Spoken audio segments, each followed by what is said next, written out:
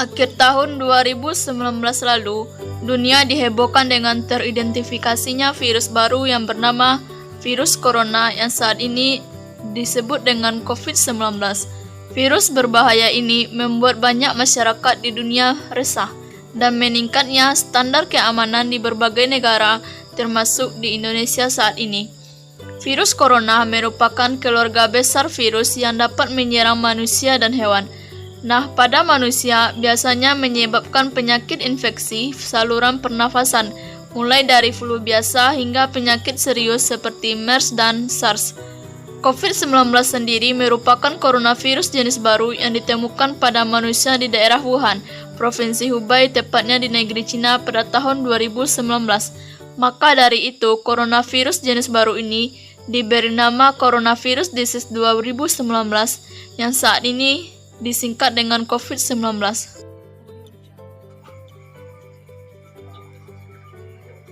Seseorang dapat tertular COVID-19 melalui berbagai cara, yaitu tidak sengaja terkena percikan ludah dari bersin atau batuk penderita COVID-19. Yang kedua, memegang mulut atau hidung tanpa mencuci tangan terlebih dahulu setelah menyentuh benda lain. Yang ketiga, kontak jarak dengan penderita COVID-19 dengan bersentuhan ataupun berjabat tangan. Baiklah, di sini saya akan menjelaskan tentang gejala dari COVID-19. Yang pertama, demam. Yang kedua, sakit tenggorokan. Yang ketiga, batuk. Yang keempat, kelelahan. Dan yang kelima, sesak napas yang membutuhkan perawatan rumah sakit.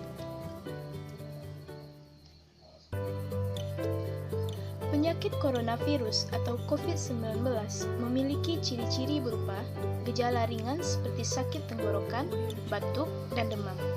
Penyakit ini dapat memiliki gejala yang lebih parah bagi sebagian orang dan dapat menyebabkan pneumonia atau sesak napas. Gejala pertama, virus corona tidak pasti terlihat setelah seseorang terinfeksi. Demam hingga batuk kering merupakan gejala paling umum pasien infeksi virus corona atau COVID-19. Batuk yang tak kunjung pulih perlu diwaspadai. Begitu juga dengan demam. Pasien demam mungkin juga mengalami kelelahan, nyeri otot, dan batuk kering. Sebagian kecil mungkin mengalami diare atau mual 1 atau 2 hari sebelumnya.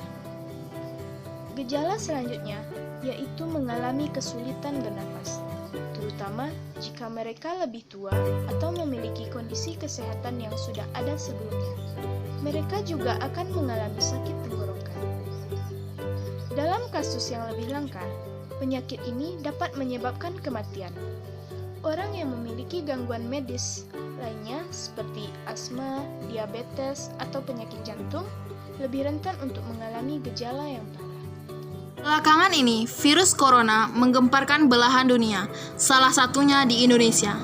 Tetapi kita tidak boleh panik, karena kita bisa melakukan pencegahan dari sekarang. Lalu apa yang bisa kita lakukan?